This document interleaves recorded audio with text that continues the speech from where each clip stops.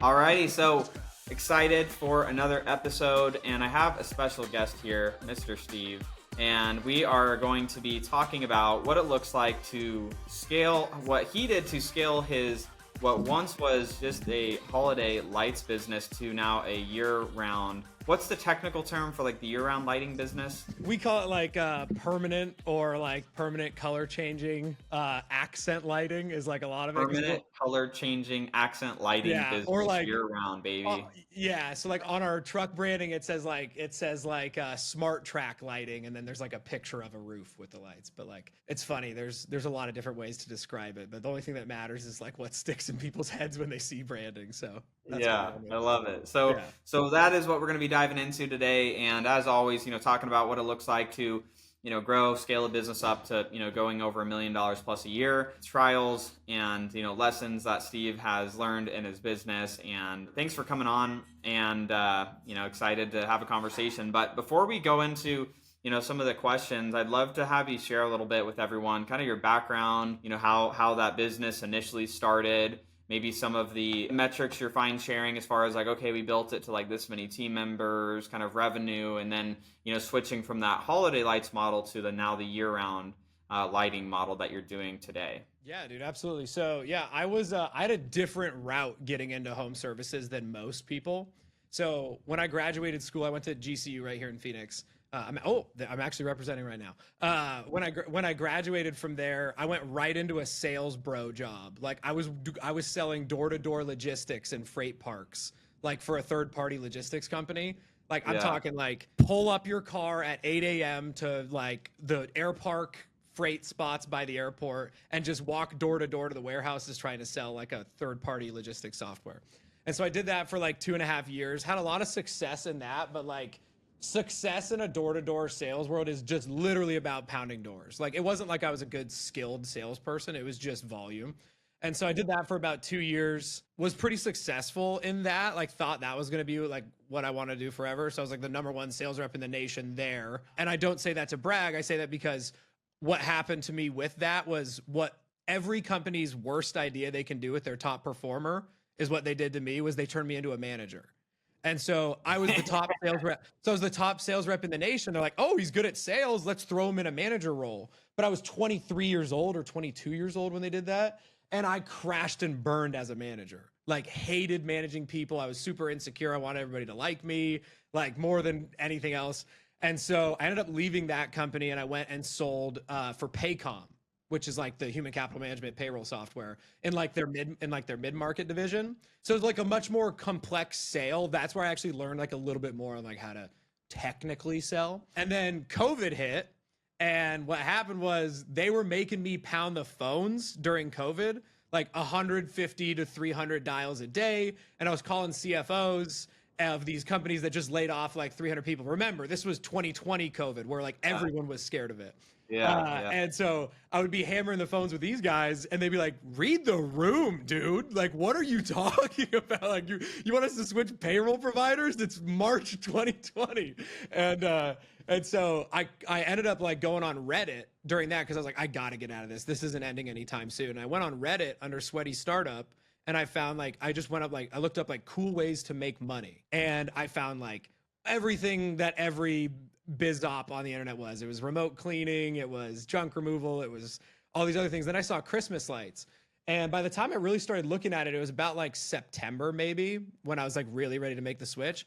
And so I was like, all right, like I'll try that. And so I got added to a Facebook group with some Christmas light installers. And I got connected with a dude who had like a middle school education out on like the East Coast, and he was doing like 400 or 500 grand a year. He would say like, I didn't even graduate high school, and like I'm doing this in Christmas lights. And I was like, my mind was blown because even as a sales rep back then, I think I was making like 150K a year max, like as the top performer in that company. So that should tell you something too.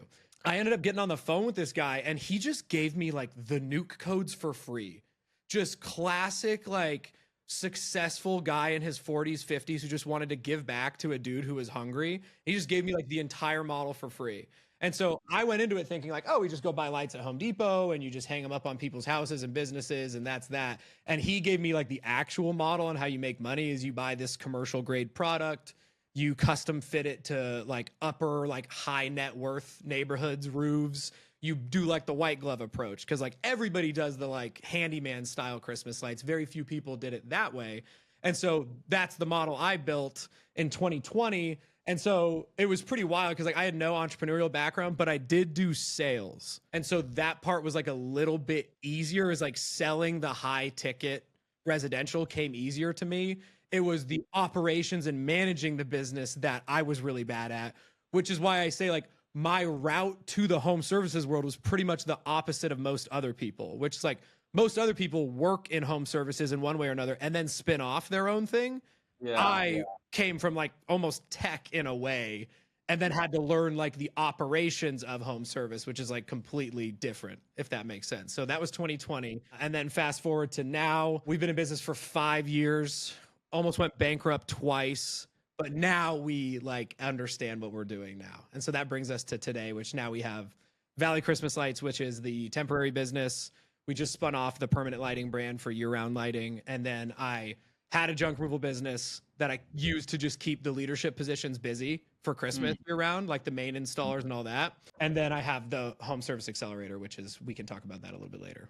Dude, I love it. What a great story. And I love that you mentioned the like almost went bankrupt, 2 times, because that's like the real stuff. And like I always appreciate when guests come on and talk, because there's a lot of business owners that are listening and it's just like they're in that suck of like, is it gonna work? And like business and entrepreneurship is that thing where it's like, on a Monday it's like you could have $1,000 in the bank and then magically on Friday you have like 40 grand or 50 grand, and it's just like, okay, like everything isn't terrible, for like the small business owner, right? And it's just it's like those ebbs and flows in that early part of the journey. And what I've found to be true is like a lot of like getting up to that like first like million a year is like getting the marketing and sales function down, where it's like consistently getting leads, consistently getting sales, and then it's like, okay, well now I need like other humans and stuff to like do things and stuff, and like they need to be good at it so they don't piss off my customers, so I keep getting more leads and sales. Yeah. No, I tell a lot of the guys in the home service accelerator, like you get to between like 50K a year and 300K a year off of just like white knuckle piss and vinegar. Brute force. And then you get to like, then you go from like 300 to 750 off of like sales and marketing. And then at about 750 plus, it's systems. And like that's been my experience. And like now with all the people we work with in Home Service Accelerator, that tends to be the trend. Is like the first, friction point for the guy is like they white knuckle their way to like being able to pay rent, and that's like the greatest feeling in the world. And then they stall a lot of the time, because then it's like the getting off the truck stage where it's like, okay, like, oh, this is my baby, No one can do it how do better I than me. yeah, exactly, like how do I find somebody else that's going to do as good of a job that I am? And the truth of the matter is, in the beginning they won't, but you just have to bite that bullet. Once you kind of like take the black pill of like someone else doing the fulfillment for you as an owner, and then you're like, wait, I can just go sell now and like go do marketing now or something else. Then these guys like get really excited, but it's scary to get the guy off the truck. And that's like what I feel like a lot of people struggle with, is like that. And then also building a sales team, which in the Christmas light business it's extremely rare for Christmas light companies, like the temporary Christmas light companies, to have outbound salespeople. Like in the field sales guys, most people just try to sell remote. But because we're on like the white glove side, like for any Arizona listeners, we're like Scottsdale, Paradise Valley pretty much exclusively. Our process, like we need to go in person because we like really sell the design, and we just get way higher average tickets from that and everything else. But it's scary to do that because it's a longer sales process, but your average tickets make up for it if you do it right. So let me ask you this. So what do you think is obviously we've talked about up to that like 750K, and then like, it's like the stat, I hear different numbers all over the place. It's like either it's 95% or 97% of businesses never actually make it to $1 million a year or more. What do you think like one or two things that people are missing once it's like, okay, they're doing the marketing right, they're doing the sales right, and then they're getting some systems implemented, but like, what do you think that, if there's anything that you're like, they're missing this that helps those businesses get to over $1 million a year? In home services specifically, because that's the only thing I can really speak on. In home services specifically, I would say about 3/4 to 4 out of 5 people are too cheap. Like they don't charge enough. and they're afraid to lower their close rate for a higher ticket. What happens is guys build their company with this dream in mind of eventually having a bunch of employees and people, whatever else. So like peak season, we have 25 to 30 employees. A lot of them are part-time, whatever else, but that's on our payroll. It'll be about 25 to 30. We'll process, 35 to 45 W-2s in a calendar year. And so what I find is guys price the business when they're building up to about $500,000 a year, like from 0 to 500K, still in the truck. And they price the business not accounting for how expensive growth is. And so they build this book of business that's like, so in Christmas lights, for example, you build a book of business where you're buying product for $2 a foot and you're selling it for $5. That works really well when you don't have payroll and you don't have commission sales reps and you don't have everything else.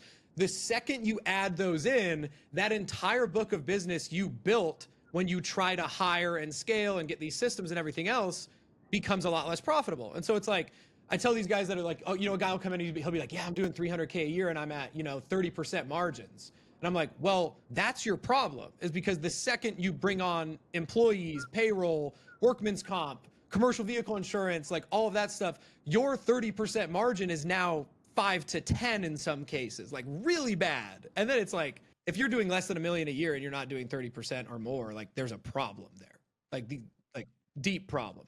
And so that's what I see is these guys build this entire book of business really short-sighted, meaning like they don't realize that like, hey, if the goal is to have a bunch of employees and be out of the day and manage a business, you have to price for that future self in mind now. You don't just like flip that switch when you hire employees. You have to price for that now. And so a lot of it comes from like in the home service world, a lot of people are really afraid to scale ads. So like they're really afraid like, hey man, if $50 a day is working, try 100. If $100 a day is working, scale it to 200 and then fix whatever breaks. And like, that's what like a lot of guys have trepidation for in that 0 to like $500,000 mark is like the spend money to make money thing. Cause like, and not to get like completely off topic, but like in 2025 and beyond, do not listen to the boomers that said they built businesses off word of mouth. That does not happen in home services anymore.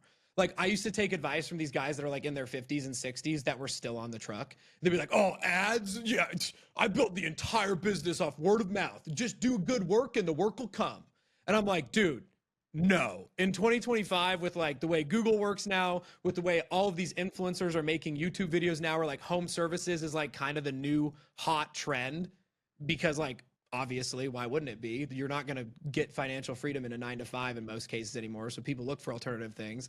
Like these guys will just crash and burn if they try to, if they don't put money behind the growth. And I think that's like the biggest trend I see. Super interesting. I love because that's the first time I've ever had a guest on here share like pricing correctly and getting up to that $1 million+ mark. And that's something that, whenever like last year when went in and bought, part of the cleaning company, one of the first things we did, like first like 90 days was like, we had to fix some like leadership and team issues that were going on. But, one of my first orders of business was, when's the last time we raised prices? And they're like, 2 years ago. We're raising prices now. So Yeah. like, Yeah. and they're like, oh, well, we haven't raised. I'm like, we're going to raise prices every year. And I do that in all of my businesses. And it's like, we raise prices every year because what goes up every year for us? Our payroll costs go up, raises for team members that we already have, their salaries go up, insurance costs go up. Every single thing in our business is going up in price. So why the heck are we not increasing our price to not just slowly dwindle down our profitability in general? And so I really like that there, because I think that's where, there's a lot of businesses that, at Skill with Pros, we come in and, we're like the back office guys. We don't, we're not coming in fixing people's marketing and sales. We're like, you're marketing and you're selling stuff, but your profits are jacked up. Like, we'll help you figure that out. And like your operations aren't efficient. So like, let's figure that out. And, that's like one of the things that we uncover a lot of the time, which is funny that you mentioned it, is like, they're just like so mispriced. Like they're like way undercharging, or they have multiple services that they offer and only 2 of them make profit, but they're selling all of them. And we're like, hey, you're losing money every time you do these 2 services. And they're like, what do you mean? I'm net positive at the end of the month. And I'm like, look at the service by itself, you ding dong. Like it's not making money. We had a kid in Home Service Accelerator join. He was a pressure washer, a window cleaner, and an auto detailer. And he joined the accelerator. And back then I used to do one-on-ones with everybody. And so I looked at him and he was like, man, I'm struggling. I'm doing like 5K a month. And like, it was decent margins because he was solo operating. So like he was, making 3,500, yeah, 4,000. like he was like, yeah, and he's still living with his parents, everything else. So it was fine. But I looked at it and I was like, okay, the first thing we're going to do is we're going to do a time audit. And so all I did was I was like, okay, when you go do a window clean, start a timer, put it in your Apple Notes, start it at 4 p.m., end it at 6 p.m. What was the ticket on that job? And do the same thing for a week on all of your auto details and everything else. And so we found that when he auto detailed, he made like, at the end of the auto detail, he was making like $35 an hour in revenue. And when he was doing window cleaning, it was like 170 or 180 or something like that an hour. And so I was like, all right, you know the answer. You're no longer an auto detailer. And so we switched all of his Facebook ads to just windows. We switched everything to that. And then it was like, okay, you're going to get in the door with windows. You're going to upsell pressure washing. And in 3 months, he hit 22K in revenue. Like we're talking $1 million businesses, but I'm talking about like in the frame of like a 21, 22-year-old, like life-changing. That's life-changing regardless of the age, because like the point that you're bringing up there is like understanding like where your time and attention is going to. And a lot of times people just think like more is better. Like if I just offer more services, I can make more money, and they're not, looking at that cost. And I love the time audit. We do a lot of that type of stuff too. And just like, where is your time actually, generating the most, amount of money per hour, and, leaning more into doing that. Yeah, I'm curious. Do you agree with this? So like this is the way that I like went from no employees to like getting out of the truck, for like lack of a better term, was I went so year 1 I did everything, and then year 2 I got myself out of ops. So first thing I did was like hire fulfillment people. And then year 3 I hired salespeople. And so it was like do everything, then get out of the fulfillment, then get out of the sales. And that was like that's typically the route I have most of the guys in Home Service Accelerator go through too. That just to me made more sense. And I know some people are like, oh, get sales, but everything else. The only reason I push for people to get off the truck first is it's easier for the owner to train somebody how to clean windows, install some basic HVAC repairs or whatever else, pressure wash a house, hang some Christmas lights, than it is for the owner to go train a closer and like actually babysit a sales team in that sense. Do you agree with that progression for somebody going from like 0 to getting out? Yeah, so it's like an annoying answer a little bit, but it depends. Like it depends on their background, right? Like for me, like so I'll go 2 answers on this. So for me, anytime that I'm like starting, like I'm not really starting businesses anymore. I'm buying businesses that already have like stuff in place. But for me, if I'm going to start something new, like I would follow on that path of like, starting doing everything, probably bringing in a couple team members relatively quickly to help on fulfillment and ops. And I would agree on that. My preference, like I don't like doing sales. So like when I started like my consulting business, I immediately hired a salesperson because I'm like, I effing hate it. Like I don't like doing sales. Like it's literally, it like sucks the energy out of my soul. You need what I have and you're dumb not to buy what I have. And so like that's my belief. And I'm like, I don't like to do the whole runaround of like, what is it going to feel like? And wave the magic wand 3 months down the road and your business is doing this. And I'm like, I just like, I hate the entire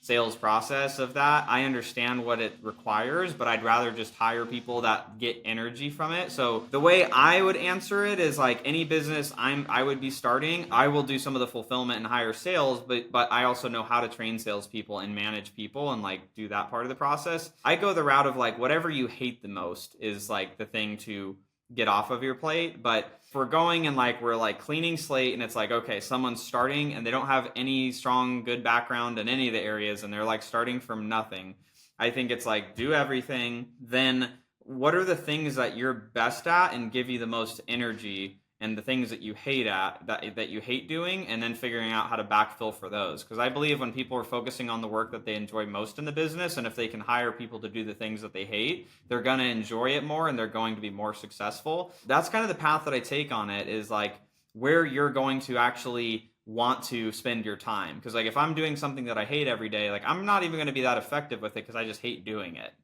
Yeah, that's a good point. I would just be like, what if the person comes to you and is like, Cody, I love managing the phones.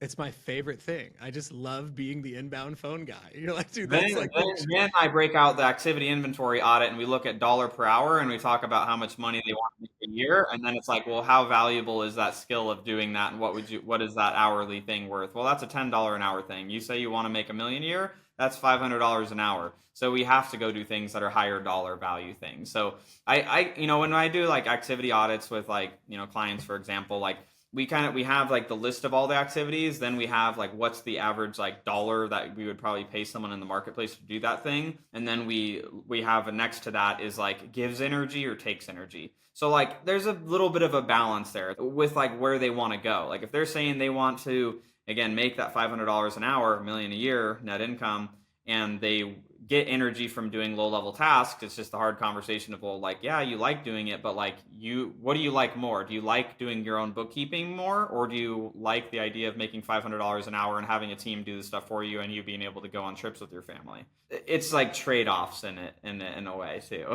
Yeah, no, that's interesting. And then like this is actually and again, I think you and I think this is an interesting conversation because you and I do come from like completely different worlds in the home service world. Like I'm working with guys who are all owner ops, like for the most part, like just on like the very beginning of like most of the people that join the accelerator now are somewhere between 10K a month and maybe like 200 at the most. And that's like Yeah, it's and so that's more. where I think, it's like we advertise it's like people doing 500K a year is like kind of our baseline where people come in. So like most of the people like within Skilled Pros, they're like 750 to 5 million a year. So it's like they have teams generally. Yeah, it's actually this is a really interesting trend, and I'm curious if you see this at all on your end. I'm a firm believer now that like in 2025, most of these home service businesses need to learn how to do Facebook ads internally until they get to 600K a year to 5 million a year. But even then, even still, it would benefit a lot of these companies to get off of like the Facebook agency teat, because like Facebook ads in 2025 and content in 2025 play together. And so what I see is like when I look at these guys that are looking at like, okay, where do I invest the time? A lot of the time they get pitched this agency, and the agency is like, hey, we're going to charge you $1,500 to $2,500 a month. If it's a good one, they're going to be 4 or 5K a month, whatever else. And we're going to create all your ads and everything for you. But we all know like the best performing ads on Facebook are going to be owner generated ads. It's like, and so what I talk to a lot of people is like, hey, like the agency thing, like what they were doing in 2020 with like interest targeting, demo targeting, all that, like, yeah, back then that made sense to hire an agency. Now every campaign, like all my businesses, I run the Facebook ads internally, and like all the people in Home Service Accelerator, we teach them how to do Facebook ads themselves, because I'm like, okay, if you're doing 10K a month, 20K a month, 30K a month, that's a monthly fee that we can just immediately remove, and you're going to get better results doing it yourself in Facebook. Now Google pay-per-click, completely different world. Like you need a PPC agency most of the time. It's harder to learn that and be effective. But it's interesting because like I see these businesses come in and they're running, like they're paying an agency, $2,000 to run Facebook ads. And I'll be like, let me just look at the campaign. And you go and you look at the campaign and it's like Advantage Plus, like they target a city, and then the only thing that's doing anything is the creative. But the agency most of the time is going to be like, hey, we need a video of you in front of the truck talking like this, and you need to say who you are, what you do, and why you're different. It's like, if that's the lever that's being pulled in marketing now, you don't need to sink 2 to 10% of your revenue every month into an agency, because you can just do that for free yourself. Do you see that in the portfolio businesses that you work with? Because even in Home Service Accelerator, we have a business that's doing $1 million a month in Accelerator that bought it just to learn Facebook ads internally as a team. And I've seen more of that, and I'm curious, do you see that on your side? Yeah, I mean, I just think about in general, and sorry for my marketing agency friends out there in the world, but like I just feel like most marketing agencies are just garbage in general. Like it's just like I feel like the battle cry of like the marketing agency space is, these last few years that I've seen, it's just like over promise, under deliver. That's just like over and over again. And so I definitely agree with that. And I have someone that we outsource it to, but like I'm just in a different stage of business. It's like if I was in that stage of business that we were talking about, like even up to a couple million a year, like I would absolutely be doing that. Like our partner Zach on the Perfect Clean, so he runs the Facebook ads himself, and he's does fine with it. I'm like, I don't know how to run ads. Like I don't. That wasn't my. I never really learned that stuff. I manage more from like a KPI high level of like understanding when something's wrong to like who to reach out to fix it. Yeah, yeah, it's just an interesting thing because like we see a lot of juice come from organic now, and we don't even have like that many followers on the brands, but like the organic works so well. And so the reason I'm like, okay, no, it's twofold to learn it internally, is because like now when you get better at making the content and understand like the basic structure of like what gets somebody to convert from a video, everything else, it also plays on organic. And so like it also plays on like all of the people that we have in, we're like, hey, that Facebook ad you made where the last 5 seconds had the call to action with like click get quote now to, you know, blah, blah, blah, blah, blah. Just cut it there and then post it organically. Cut it at the CTA for the ad. And then if you cut it there, put it on your Google business page. Now you have like one piece of content you've repurposed everywhere. Make it a greeting video on your website. That's just what I see. And I think you're 100% right. Like there's good agencies everywhere, but the really good ones are going to be working with the businesses at like the higher end of who you work with, like they're 5 working mil, with 10 3, year. 5, 7, 10 million a year. Like they're like 100% of the time of the businesses that like we consult with that are doing under $1 million a year, when they're like, "Do you have an agency recommendation?" I'm like, "Not for you, no, because you like no. It costs too much." Like I have guys that I'd recommend for Google, but their retainer starts at 5 grand a month, and like your budget for marketing is 5 grand a month total for like ad spend. And so it's like, and it's, I think it's a really cool niche that you're helping these businesses, because most of them can't even afford the good agencies until they're again doing the multiple millions, because there's just not enough, you know, profitability there for it to actually make sense to do. So I'm 100% on the same page with you on that. And it just, that's the tough thing is like, and a lot of them just don't know, you know, they don't know any better of like how to solve for it. And there, like you said, there are a lot of good agencies. Like I have friends that have good agencies, and it's like I refer those people to the, you know, businesses that are big enough to afford to pay the retainer plus the, you know, actual ad spend. Yeah, you know what's interesting, and I wonder if like your portfolio of business and the people you consult with also go this route. One thing I've seen with like the 8 and 9 figure home service brands that I think is really interesting is the owners never really talk about that they do this, but if you pay attention, they almost like start hammering the old school marketing harder. Like I think about like A1 Garage Door, Green Mango, and like all of these like Arizona brands. They're all doing radio. They're all doing like TV ads. They're all still doing like billboard, like old school. It's really interesting because like very rarely will, and I'm not saying like those companies specifically, but very rarely will those owners go publicly and be like, oh yeah, like we hammer radio, we hammer TV, we hammer all this stuff. But like you can see that they do. And the other thing I see a lot of these big brands do is they get really into influencer marketing, but they scale the influencer marketing. Like a lot of mommy vloggers, like where you can tell that like they've got probably 50 in each market that they've got quietly on the payroll to post the stories and like the, ooh, the pest control guy's here, videotape the truck and all That's that. how Perfect Clean grew. That's how they grew Perfect Clean to the first million a year, was all influencer marketing. Okay, so do you know? I think that like you guys have a really good brand, and another brand that I thought like I think that like I get a lot of the content ideas in our business from coconut cleaning in Arizona. Yeah. Like they do like tile and grout and like the Yeah, couch yeah. cleaning. It's a little different than what you guys do, right? Like it's like Yeah, we're just residential house cleaning. We don't do anything besides that. yeah. So one thing I pay attention to them a lot because I think that one like their brand is like really solid, but also they're so heavy on like the influencer marketing, like so heavy. There's probably something there. And so one thing we're doing internally this year is like, and I don't know if there's agencies that do this. This could just be like lack of understanding by me. There are sites that you can go through that, like you can like verify followers and you can get outreach through them and stuff for sure. Yeah, so I look at it like, okay, like last year for the Christmas light business, we did $800,000 in 2 months. So it's, you know, 400K a month. And it sucks because like operationally, I've built a business that should be doing like 4.5, 5 million a year. And just we can only do the work for 2 months. But like all of the systems and processes are 400K a month. And so it's kind of frustrating. But one thing I'm gonna try this year is like, okay, if we spent $10,857 on meta ads for that brand, and then we spent like I want to say close to, and we got like 10.87 ROAS. So it was like 118,000 in sales or something like that. And then we did Google pay-per-click, and Google pay-per-click also has steadily done this 4 straight years now in terms of ROAS. We got like a 6.8 there.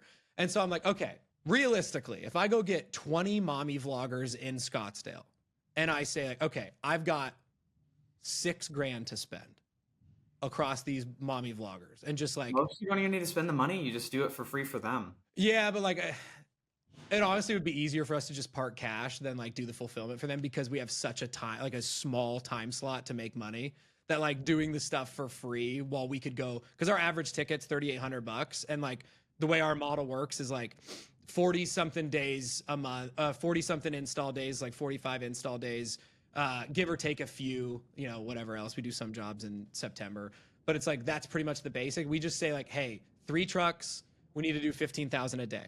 I don't care if one truck does 6, one truck does 4, one truck does 5. We just need to get to 15K a day. And so when we talk about like, oh, doing the mommy vlogger stuff for free, it actually ends up hurting us way more than just the dollar amount it would have taken to do that. Then you just have them like come to a house that you already have like decorated and have them do a thing on it. Yeah, something like that. Or like just get like, yeah, I don't know. Maybe, yeah, something like that. I just don't know how to do like 30. But as I'm talking through it, I'm like, that really doesn't make sense, because then it's like, they have to be showcasing the lights somehow. They like showcasing it at their own homes and stuff, and like that's the part that I don't know. You could maybe test it this year of like doing just a couple and just see like the biggest things on those that we've found is it's like you need to verify their following. That obviously one, it's not a bunch of people in like India and stuff, that it's like real like Arizona followers. So like the verification of followers is real, and then if you can get into like some of them are like smart enough to actually build like email lists, like if you can get them to do the content on their page and then also like get out to their email list, like there's definitely a good opportunity. We do some of that stuff at, you know, Plant Guy. Like we did Damon John's house, we did a shark on his wall, and he's like posted us a bunch of times. We did DJ Khaled's, you know, we've done DJ Khaled's like 3 different times of like different products and different things, but that's very on brand for DJ Khaled. Like that. Yeah. More life. It's like we've worked with a lot, and you know what's interesting is the smaller influencers actually like have gotten us more traction than the bigger influencers.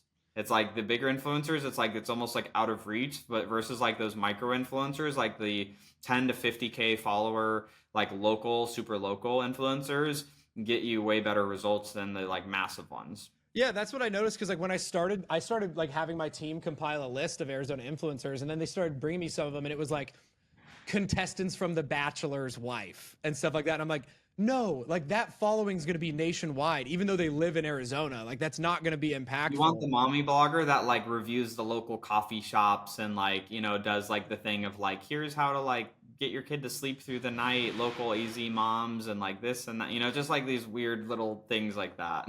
Yeah. And the reason I'm so interested in this, and I know we're kind of veering off of it, but like off topic a little bit, but I mean, this is helpful for people that want to do influencer marketing. Yeah. So this is the interesting part. And so, what is it? It's the Dan Kennedy quote, like you win by just outspending the competition to acquire a customer. And so what I did in like when we saw rapid growth was I was like, okay, in our market, what I see everybody do is they run Google pay-per-click ads in Phoenix plus 30 miles. So they're advertising in all the way out west, they're advertising all the way out east in Scottsdale, everything else, and they're running Google pay-per-click ads that way.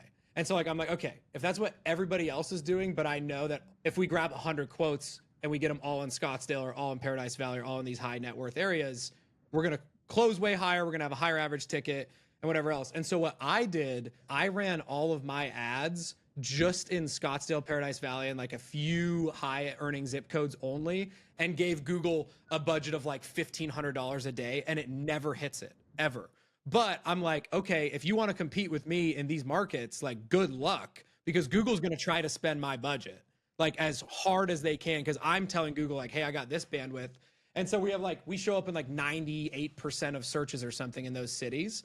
And then meanwhile, everybody else is fighting for scraps everywhere else. But what happened was I got tapped out on, like, I can't scale that marketing avenue anymore. Like I'm tapped in those markets. There's only so much in those zip codes. There's only so many clicks in those spots, but I don't want to go, and I know you have nationwide listeners, but like, so when I say like Glendale, I mean like Glendale in Arizona Not is the rich like, area, not it's the not rich a rich area. area. You can get work there, but it's not a rich area.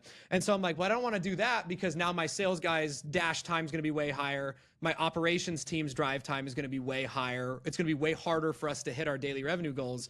And so now I'm like looking at alternatives. Facebook, you can scale a little bit harder, but then your frequency goes up and it starts to become less effective. And so that's where like it becomes like, where else can I park advertising dollars? Like, where else could I do it? And like the mommy vlogger side feels like a good spot. Influencers 100%. I gotta connect you with my partner at Perfect Clean, Zach, because he's the one that's like championed like doing some of that, and I don't know. I know some general things with it, and but he's the one that's actually like executed it. We haven't really been putting too much attention on that. Just we've been growing really fast and just doing everything, just adding on new growth through meta ads. That's been working pretty well with him, just It's running that. it's actually insane that you as a residential cleaning company have cracked meta ads because like it's a pretty well-known thing for cleaning businesses. It's a wrong belief, but most cleaning businesses say that Facebook ads don't work for cleaning. One of two things. One, they don't understand like how to calculate the LTV of a customer. Like they're just looking at like, oh, I spent the X amount of dollars on Facebook and it's $180 clean that didn't pencil. But when you're looking at like, Over time. over Yeah, time, we it makes we aren't profiting until our third clean. But right. so it's like it's not working, but like we track it. Our average customer gets 7.2 cleans with our company. And so it's like if our average customer gets 7.2 cleans and our average ticket that we charge is $275, and we also don't look at it on just the revenue collected. We want to have a 3-to-1 gross profit lifetime value to our customer acquisition cost. And over our time, we get over that. And so not in the first month, not month 2, but month 3 and on, we get that. And so we're okay with that because it's blending in with all of the other revenue. So it's not like we're only dependent on that. We need the money to be profitable within the first month. And obviously we're working on it to continuously like refine down our cost per booked clean. Because right now, when we were looking at it, our cost per book clean was like $85 cost per book clean. But it's like, okay, well, if we need 3 times that, it's like we get within the first few cleans, enough gross profit where it still makes sense for us. And like we're willing to spend it and other people aren't because they just aren't paying attention to the numbers. And we just know they're going to stay for a certain period of time. So it's still going to be profitable. Yeah, no, exactly. And it's like that's the problem with the guys that are trying to bootstrap is like that math doesn't make sense for the single owner op who's just trying to get started. It doesn't. Like, and so it's kind of interesting. It's like, dude, the first 100, 200, 300K is way harder than anything after that. Like once you can just do the math like that. I mean, it's like look around. Like the pest control companies that exit for 10 to 13x multiples, like they're not doing that calculating like monthly results. They're doing that calculating like exactly Quarterly, what you're talking about. like halfway through the year results. It's like it's longer. They have longer time horizon. Dude, I tell you what, if I ever got a time machine, all I would do is I would just set the clock back to 2018 and I would start any monthly recurring revenue home service business and just crank Google pay-per-click till it broke. Like I wouldn't advertise anywhere else. And dude, you like, oh my gosh. Like you think about like the guys in pools in like 2018. They could buy a pool customer for $40 and be charging them like 150, 120 a month. And like now these pool companies are like, yeah, no, we buy a pool customer for $200. And And we then we just like, break even after like 4 months. yeah, it's crazy, man. It's absolutely crazy like how different things have changed. I even remember in 2020, my first year doing Christmas lights, I used to be able to target for Christmas, which is you know, a Christian holiday in its origin. Like we used to be able to target conservative Christian Trump voters in 2020 on ads. Like it was a cheat code. Like if I knew what I knew now, even in 2020, it would have been like 40x return on ad spend on those campaigns. Now you obviously I'm can't do so that. grateful that I wasn't running ads back in those days, and everything like when I was growing our company. I mean, I was primarily real estate and wholesaling, fix and flip and stuff from like 2016 through 2021.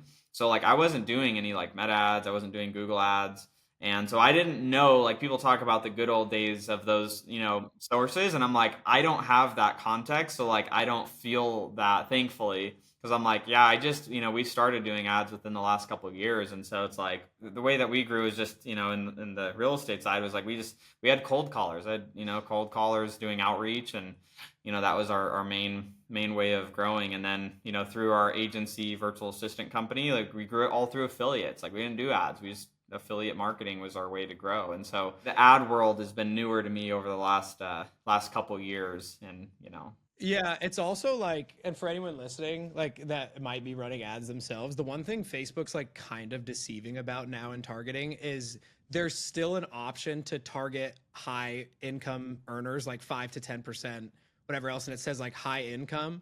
But the fine print on those targeting is it's not people. It's high, it's like whatever location you're targeting, it's the average income zip codes. But people think like it's because it says like 5 to 10% earners. So people think like, oh, if I'm running an ad in Scottsdale, if I'm running an ad in Seattle, and I click that button, it's only going to show to 5% in earners. It's doing it still location based. And a lot of people think that like that's still targeting rich people, but it's not. It's targeting areas, but it's kind of deceiving in the way they word it. We have to like hammer that out of people's brains when they join the accelerator a lot. It's like, no, that's not what you're doing. Like you're better off just like getting a top earning zip code list and building a campaign on that, not like clicking anything else. That's wild. So as we're coming up, towards the end here, Steve, obviously, again, a lot of people on here listening, they're trying to get past that, $1 million a year plus. I think there's lots of nuggets, from like marketing and sales that, that you've talked about. But, what's some of the advice that you wish someone had given you on that journey that maybe you hadn't already shared today? Okay, so from the frame of like, what is the person like? Are they at 0? Or are they at 100K? What are they at? They're in six. They're doing low six figures, and they're trying to like get past. I mean, maybe there are people that are like brand new to business listening, but a lot of the people listening to this are low six figures or upwards of low seven figures. Yeah. So the thing I would frame for like the guy doing like low to mid 6-figure revenue a year, the first thing that we do with everybody that's doing 100 grand a year or more, I should be able to ask you like, hey, what's your close rate? Like when you give out a quote, what is your close rate? And if you can't immediately spit out that number, then like you have a massive break in your process. Because most guys, I've seen guys doing multiple millions a year that can't tell you their close rate on quotes given out. And it's like insane to me. So from a system side, like the bare minimum is you should be able to every month see what your close rate is. And then what I tell everybody to do is like, if you're not doing it, start now and do your next 50 quotes. And then tell me how many you closed in a 30-day period. When it's like, give the quote out 50 quotes and then 30-day lag. So you can see whoever stragglers come in, everything else. And then you're going to get your close rate.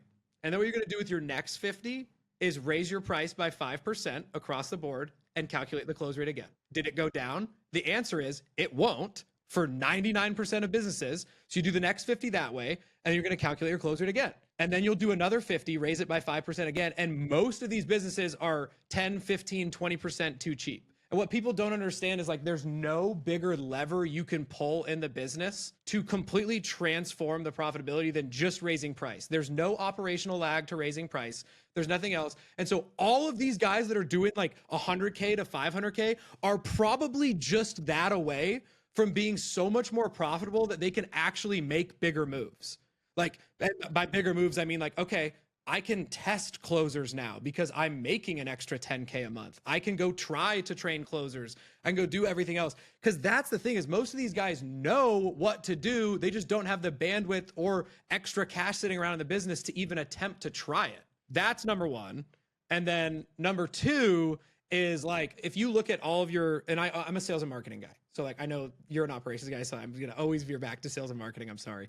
That's one of the most important things up to $1 million a year anyways, is that. Yeah. And so the other thing is like, okay, if you look at every way you acquire customers, it's like if you're running Facebook ads, if you're running Google ads, if you're doing Google LSAs, whatever else, influencer marketing, whatever else, just look at the ROAS. So how much money did I put in the machine? How much did it spit back out? And then like, I know this sounds stupid to some people listening, scale whatever one is the most profitable until it breaks. Whatever has the bigger ROAS, just scale it until it breaks. It is scary. Oh, I've always just spent $5,000 a month on marketing. It's like scale it to 7 and then just see what happens. So that's the other thing. And then the only other thing I would tell every home service business to do, regardless of size, is in the Home Service Accelerator program. We call it like basically the 6 touch points of hell in person. And so I think the biggest difference that brands have that like scale really fast and brands that don't, a lot of brands get good at paid marketing and they neglect how to get referrals and organic.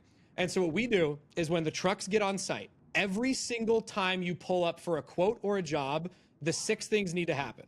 The first thing that needs to happen is you need an A-frame that explicitly invites the neighbors to come ask you for a quote. So your first touch point is your branded vehicle, obviously. If you don't have that, get that. The second thing, you get an A-frame and you put it like halfway in the street and it says like, clean in progress, your branding on it, QR code, like reach out here for a free quote, whatever else.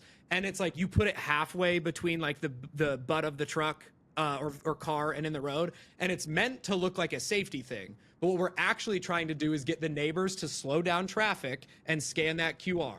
So like that's the second thing, because people won't go bother the contractor unless they're explicitly invited to. The wraps don't explicitly invite the neighborhood to come talk to you. It's just like a branding play. So the A-frame explicitly does that. So that's the second thing. So your wrap goes out, your wrap's there, A-frame. The third thing is every single customer should be prompted with a discount to leave a photo review on Google. We have every truck like Google tap cards on every technician's, like if they have a lanyard or something, and then you incentivize the technician if they get a photo review. Easiest way to do it is like, hey, you want $10 off? Take a selfie with me in front of the vehicle. That's number 3. Fourth thing you do is you door hang the closest 10 to 15 houses. Don't knock, just door hang and then go. And then the fifth thing is, if you're a little bit more bold, you can try to convince customers for either A, like 50% off their next clean, or B, some form of third-party carrot. Maybe you have $25 Chick-fil-A gift cards in the car, whatever else. Can I put a branded yard sign in your yard until the next time you mow your lawn? Then you can just throw it away. And so what you want to get there is like the dog walking traffic, the neighbor traffic, because everything else. So that's 5. And then the 6th one is when you meet the champion for your brand. The champion for the brand means like, they think you're amazing. They're singing your praises. You guys are awesome. Get them to post you on the local neighborhood Facebook group. And so we call it like essentially like the 6 touch points of hell, but it's respectful in the neighborhood. It's not gross. It's very respectful, but it's like when you know the psychology of social proof in acquiring a customer, you know that like there's no better form of trust than seeing that your neighbors are using a contractor. There's no better form of trust. And so if you can hammer all of those little things in your processes and systems, it's like life-changing. Now you're from the cleaning side, you're gonna be like, how am I gonna convince my techs to do door hangers? Like, that's up to you. Ideally, that's the perfect world, but in most home service trades, that's like the easiest thing to do ever. And we had, for the first time this year, people are like, oh, how effective can that be? For the first time this year, more than half of our revenue came from organic and referrals than it did from ads. It's never happened before. So it's 55%. So over 5 years, it went from 99% was paid in year 1. Then it was like 85. Then it was like 70. And then it was like 60 something. And then this year it was 45 came from paid, 55 came from organic and referrals. Everyone wants to get on the paid customer acquisition hamster wheel and completely neglects the fact that a job that comes for free is literally like the best thing on planet Earth for a business. Like we talked for like 20 minutes about customer acquisition costs and like the 3-month thing. Kick that out of the world, like kick that out everywhere if you can acquire these customers for free. Yeah. And so like, and then Google Business, obviously, like the photo reviews. Google Maps is like the most untapped thing for local businesses. Like absolutely, like if people are not hammering photo reviews and optimizing the Google Business pages, they are going to be left behind. Google is pushing that harder than anything. Dude, so many nuggets. I mean, hopefully people are taking notes because you could just go and start implementing those and immediately be able to see results, increase profit in your business. So really appreciate you coming on, Steve. And, where can people find you? Maybe there's home service business owners that are like, I need to figure out my marketing and sales stuff because that is not anything I do. And I always tell other people to go other places besides to me because we are not going to solve that. Go market and sell a bunch. And then once you figure out you need other problems solved, that's when you come to my company. But where can people be finding you? Yeah, so I have YouTube, just my first last name, Steve Hunsaker. I have Instagram, just like Steve Hunsaker.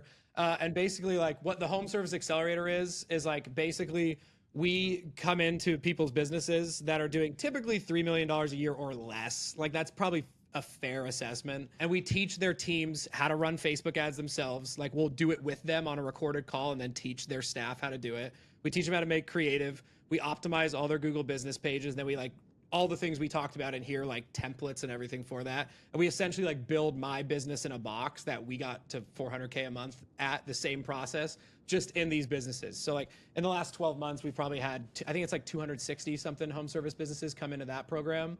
And then there's like a community aspect and all that. So that's like the main like shameless plug that I'll throw in here. Yeah. But yeah, so Instagram and YouTube are like my main spots. Well, love it. Again, thanks for coming on, Steve. And to everyone listening, go check out Steve, and we'll see you in the next episode.